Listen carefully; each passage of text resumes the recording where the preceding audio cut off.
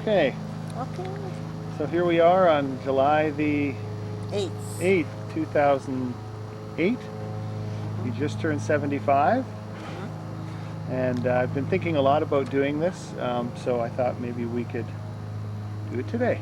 Okay. Okay, um, so first thing we should probably touch on is will you tell me first about your father, when he was born, Yeah. the kind of person he was, and the kind of family he came Yeah. from. Okay. Uh, well, my father was born April 14th, the 13th, 1907. 14th. 1907. Yeah. He was the son of Heinrich Albert and Wilhelmina Albert. Hmm. He grew up in Effenbach, small town, and studied to become originally an accountant and joined the municipality. That is all pre-war, remember Hmm. that. Joined the municipality where he then proceeded, accounting and working himself up. Okay. Was that in Erfenbach? That was in In the Effenbach, yeah. municipality of Yeah, it was a municipal government job, Okay. okay? Uh, How about his political yeah, background? by 1993, he was approached, 19. 93 or 34, no, 1934, I think Okay. it was, of what to identify his political aspirations. And he said, I'm a socialist, I always was a socialist, I always will be a socialist. And he was politely told, you are fired. Wow. Okay.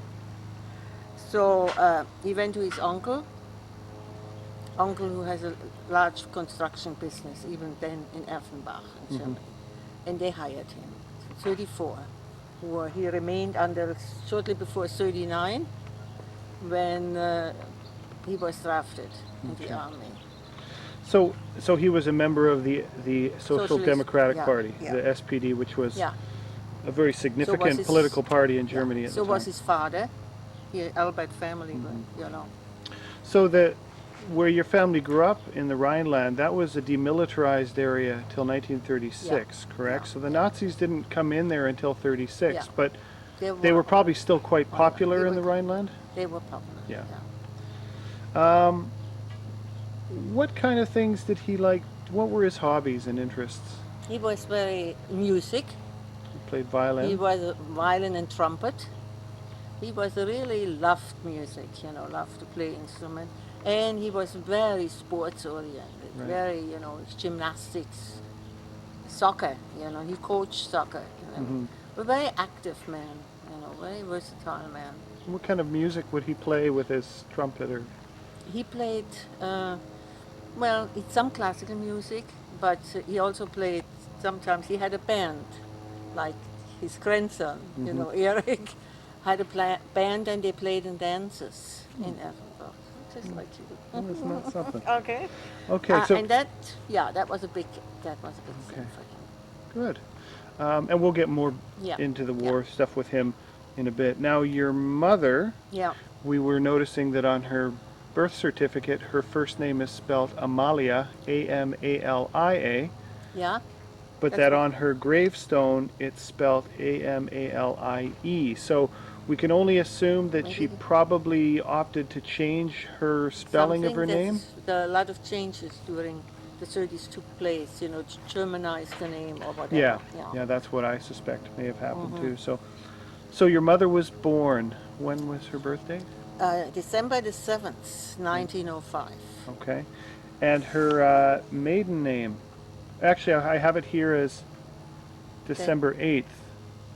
it was 7th. It was at the Pearl. The reason I remember was Pearl Harbor was attacked. Oh, We okay. were at Maybe she was baptized on the 8th, that but could here be. on her birth certificate it Yeah. says the 8th, but we can look into that Yeah. after. Um, and her maiden name, Her maiden Amalie. name was Denzler at the Yeah, time. Yeah, no, that was, yeah. I have the spelling here, Yeah. Denzler. Uh-huh. Okay. Tell me a bit about her parents, Okay. or what you know of. Her father came from Italy, Switzerland, the border area between Hmm. Italy and Switzerland. Was Italian citizen. Okay, And he traveled in Germany because he was interested in studying some of the factory conditions, particularly in the cotton mill area, because he was an engineer, you know. And he met my grandmother at a dance. They met at a dance from the next village called Siegelbach. Well, he met her and he never looked back. He fell in love and they married.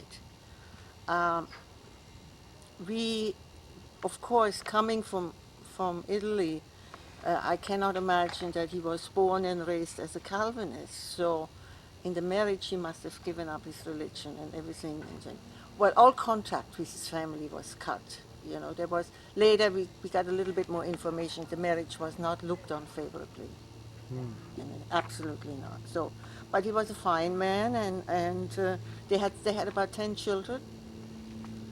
Wow. So Yeah. your grandmother had 9 brothers and Yeah, sisters, yeah, right? yeah. Tante Helena being Yeah. one of them, and Oh, yeah. Ketcha. And then several brothers, you know, I can't even keep up the name. No. The oldest brother was the one where my oldest cousin was born. Yeah. So how did they end up in Erfenbach? As They all, you know, one of the things, I think my grandfather had some money, okay, and that was invested in land.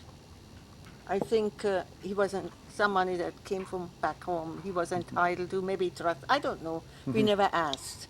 Anyway, he bought a lot of land, and for all of his children who remained in the town, and when he gave them land to build a house on. So that's how they got Tante Cradle, ourselves, Tante Ketche, Tante Ketche and Tante Helene was the original family home. It was one home at one time, you know. wow. So my grandmother was Margaret, you know, Margaret. And she was died German. young. Yeah, she was German. Very blonde, blue-eyed. She was Right. very German. Right. She died relatively young, I think, in the last childbirth. Okay. She died. So it. So your mother and your father were both born in Erfenbach, They were born in Offenbach. and did they both come from Calvinist backgrounds? Well, you know, my father, I think, also was not Calvinist. The family, once they settled in Germany, converted. They were Catholic also. From France, they were Catholic. They were a little bit more open to admit it. Right. But once my grandmother, she was such a staunch Calvinist. So your mother's father was Italian, Yeah. and your father's father French. was from Alsace-Lorraine, Yeah, from yeah, Salzburg. French speaking, yeah. The French speaking. Okay, and then the wives were German. Yeah, both wives were Both German. wives were German. Okay, good. Okay, now next question is pretty open, and we'll get into more detail later, but just, can you tell me anything that stands out from your very early memories about, like an early memory about growing up in Erfenbach? What would you say about this small town in general? Oh, okay, yeah. Yeah. I have to describe Offenbach was a very small agricultural and some industry, you know, not much, but some. For me, as a child growing up, it was a safe, and very healthy environment. Earliest memories of everything, I was happy, very happy, in a strong family-oriented environment with a very large, loving, extended family. I never felt alone. You know, if my mother would be sick or something, there was always someone next door, a relative, Yeah. who treated me like a daughter. You know? Yeah. I never was alone. I had both grandparents living in the same town, so there was always a place for me, and I remember that.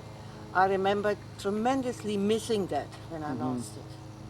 I felt lost, you know. Interesting. When it was gone, I felt lost for a while, you know. Now, is there what's the very earliest memory you always used to tell me about the chicken or the rooster? Oh, some of this, yeah. I some of was the quite, memories. apparently from the story, so the stories go. I was a very active girl, very, always causing some problems, and I would do things like that, go in my grandmother's hen house, take all the eggs out and make pancakes with sand, and throw the eggs Uh-oh. Things like that. I also always wanted to play with boys. I was a very sort of a rough and tumble girl, and they would always come to my father's door there and complain to him when I beat him up. And he said, "Why are you coming to me? Did I, the girl beat you?" This kind of a girl, you know. I bit and I scratched, you know, and things like that. You know. So if any of the children now, the grandchildren, when I hear my own children say something, I can only say, "Oh yeah, yeah." That sounds familiar. You So know. were you often getting into trouble when you were small? Nothing serious, but a lot of strange things. Like I was very creative and interested and curious. So now the rooster, what happened there? Then you were. Yeah, the rooster. I tried to pick the rooster up, you know, Uh-oh. play with the rooster, and he attacked me, and nearly bit my eye out. I still have a scar on the right side of Yeah. my nose, you know. You're Now, lucky you didn't lose an eye. yeah, things like that. That was part of my being exploratory. Oh wow. So you had a very small community, but a very rich extended yeah. family. So Yeah. there was a real and even for myself going there, I felt that Yeah. sense of It community. was. I felt safe. Safe and love are the best words to describe. Very safe, very healthy. Yeah. So you were born yourself then. In June 9th, 1933, right when Hitler came into power. Yeah, he came into power, would it be in January of Yeah. 33. And we should state also that the Rhineland was a demilitarized zone, which Yeah. was part of the agreement at the Treaty of Versailles. Yeah. And when Hitler decided to walk in, I believe it was March of 1936, it was kind of a test to see what would happen, because he was Yes. violating the Treaty of Versailles, but there was no movement from there the was French or nothing the was British. happening. I would have been a bit young, but Yeah, from you wouldn't from remember that. what I heard, there was no resistance whatsoever. No, It no. was- Same with in Austria later, and then in the Sudetenland and so forth. Yeah, So from what I've heard, there was enough propaganda on the Weimar Republic that people said, "Yeah, we fed it with the Weimar. Anything to do anything to go against the Weimar Republic." That was one of them. Okay. So, do you have any very what are some of your well, let's talk pre-war, because we'll get into the Yeah. war in a bit. Yeah. Do you have any specific memories Okay. that are related directly to the policies of the Nazi state? Yeah. What are So- some things? Now, in order to answer that, I have to put out that, remember that I came from a background where the father was agnostic, but wasn't agnostic, but high social value, social justice value. And so did my mother, you know, she was Calvinist Christian. And this formed the basis of my being. I grew up in this. Gave me a balance. So you need to understand that in order, what happened and a result of the early memories as a child in Nazi Germany. But what I remember, there's this very clear memory. It was very structured. Everything was ordered, you know, and structured with daily loudspeakers. I never forget the loudspeakers telling me to hate the enemy. The enemy is evil, dangerous, will destroy us. And who were the enemies of this? English, Americans, French, and the biggest enemy were the Jews. And the which was- communists And too. the communists and socialists. Yeah. When I heard this, I remember when I heard this with socialists, I got very scared because I thought they might hurt my father. Right. So But that is the memory. This blasting. I still can stand loudspeakers even Yeah. now. so you remember things being very, very structured. Oh yeah. And when you went to school, what were some of the things that Okay. you were expected to be part of? Okay. The recollection Nazi education, the expectation, okay, it was also again very structured with a high emphasis on academic and physical achievement.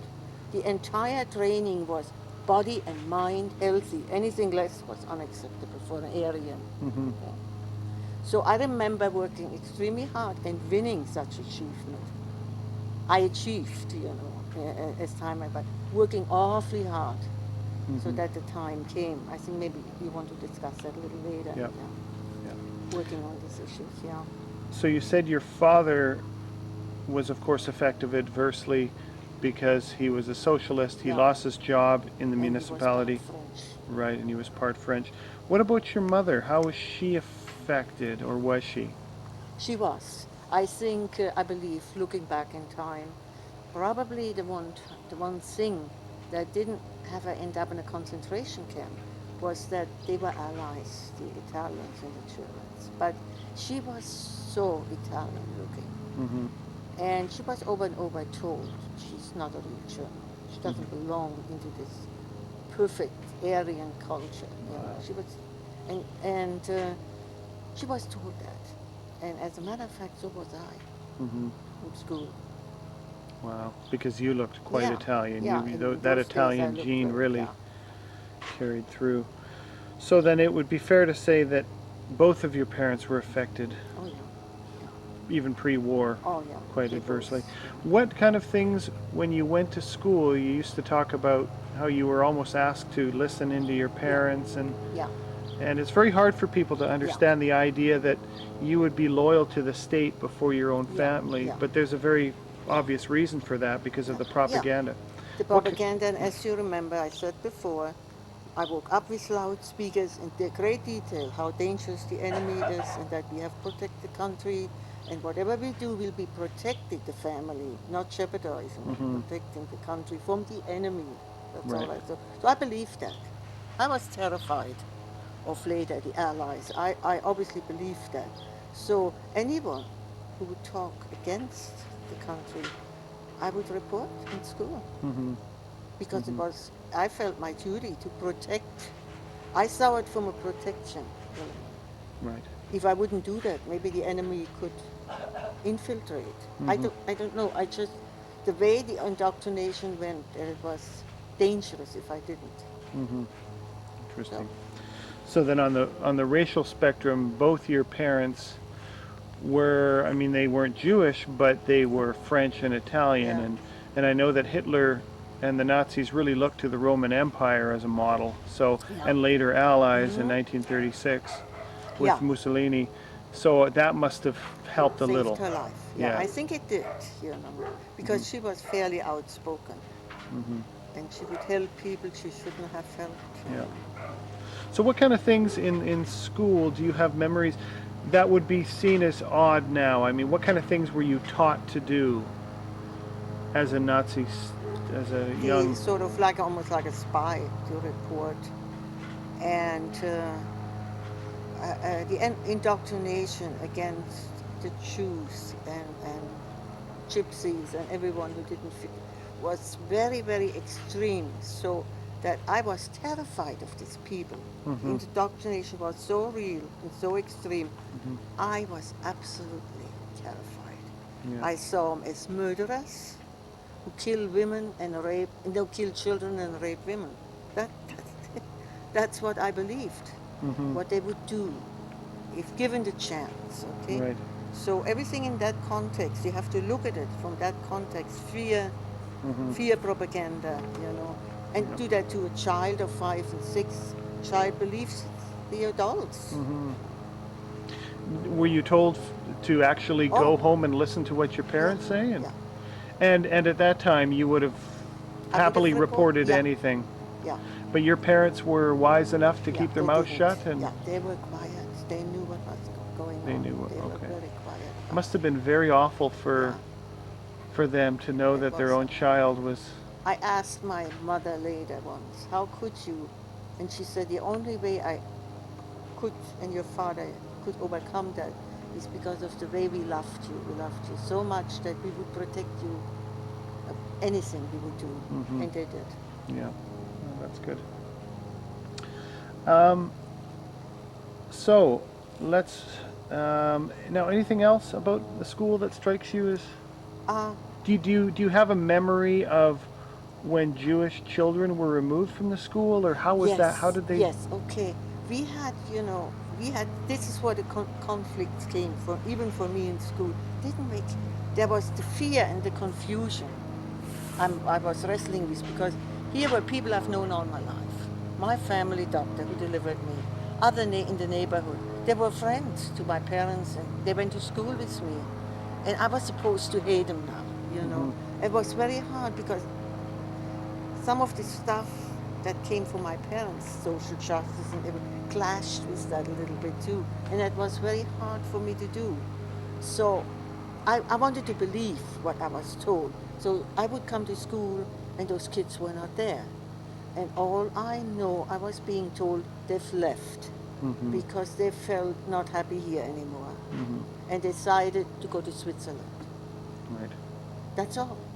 I believed it, okay? Yeah. There's a real, I think, misconception Yeah. from a lot of people who seem to think that all the German people knew what was happening, but Hitler didn't advertise what he was. He didn't tell people. Because I believe today, looking back, he knew he would lose. He knew he could not fight 45 million people. He knew probably when people would find out, they'd probably kill him, really kill him. You know. Yeah. I don't think, I want to believe that the country, the people I knew would not have knowingly gone along with participating in this. But then you never know. You never know. Now, of course, with one of the highlights of early anti-Semitism in Germany was Kristallnacht, as it's called. I believe it was November of 1938. Yeah. Now, you would have only been 5.5 years I old. have a memory. But a tell me. very sketchy memory. Okay. I was thinking about this question, and then all that came to my mind was terrifying moments. Terrified. Fires everywhere. I saw fires everywhere. In Erfenbach. Yeah. And people screaming and crying. Those are the memories. I don't know what they screamed about and cried about, but fire, terror, and screaming and crying. Did you hear broken? Like, was it really? Yeah, I heard crashes like a car crashes into a store or something like that. So what kind of things were happening? Stores, mostly. In Erfenbach were being looted? Synagogue. Right. They had a small synagogue there. Right. But it was very terrifying to a 5-year-old. Yeah, I can imagine. And then the next day, do you remember going out and seeing? Yeah, the next day I remember all of a sudden these people were dressed. They all had yellow stars, and it was very confusing. They came to school with big yellow stars. Oh. They then had to identify themselves as Jews. And it didn't. I thought it was strange. Yeah. Yeah. When were you aware of? I suppose you were probably aware all your life, but when did it strike you that anti-Semitism was something that could be seen as unsettling by someone like yourself? I mean, most people didn't just go along with it. I'm sure there were people that were struggling internally with the idea. As a matter of fact, it was as a result of the people I knew. The doctor I went to, who gave me my shots, and, he wasn't bad. These weren't bad people. It didn't make any sense. What I was taught didn't make any sense.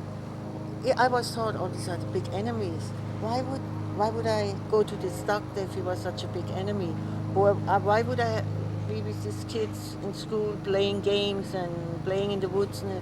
And there was this conflict, but I was so young, the conflict, the confusion. Oh, there was conflict and confusion. On the one hand, I'm supposed to believe. On the other hand, but these people I know never hurt me and never hurt my parents or anyone in Erfenbach. Yeah. Now, you said that you felt discrimination on a local level. Yeah. And how did that shape you in terms of maybe striving a little harder than others to be successful? Yeah. I think what this did was I wanted to prove there was this image, what is a perfect area? The perfect area had to be mentally well, physically well, academically a high achiever, And I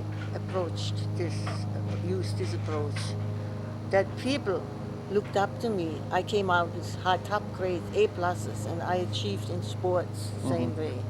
So I gained the attention of people who would have otherwise said, Suddenly I wasn't I was someone who was very bright, I would go for scholarships. They would give me a scholarship and everything. And I was rewarded for my effort. One day, It was a provincial, some sort of a provincial festival, sports festival, academic achievement, and the best kids were selected out, and Hitler personally came to this event and handed What out year would the this have been? awards. Yeah, What year would this have been, do you think? maybe 37. Oh, so it was quite, I was quite young. right. So 4 or 5 No, years. no, wait a minute. No, I must be wrong. I was in school, okay? So I would have gone to school 38, maybe 41, Right, or 41 or 42. Yeah, right. So during the yeah, war. during the war. Yeah. And so tell me Oh, the he shook my hands and he said, "We are very proud of you," and he gave me this award. This is what we want in a German woman. Mhm. So some of the discrimination then fell apart because after all he was saying words like that, so it must be okay. Mhm. So you did actually meet him. Yes, Wow. he was kind. He was when I met him he was kind. Mhm. He was very proud, a proud man, and I didn't see anything. No, Okay. of course you were a child. He But showed his, all the great dictators do that. yeah, he showed his Stalin big, and Mao, they all love to be photographed with oh children and sure, see them as a yeah, handshaking picture taken. yeah. Do you know if there were any pictures ever taken of you? I don't know. If they were taken, I think they were buried in our back garden and Right. destroyed. So what was the name of the school that you attended at In this? Effenbach, it was our grammar school before I went to high school. Do you remember the name of the grammar school? No, I don't. Just No. school. Was only one. There's only one. Yeah. Okay. Okay. So let's see here. Now, we've talked a bit about your recollections of your Yeah. Nazi education, how you met Hitler, and then your experience with discrimination. Tell me the most significant event. There was one I believe you talked about with your doctor or something that involved the community getting involved in helping this Jewish man. Well, the doctor, for instance, the doctor had been, well, all his life in this community. He delivered about 250 babies. Everyone knew him.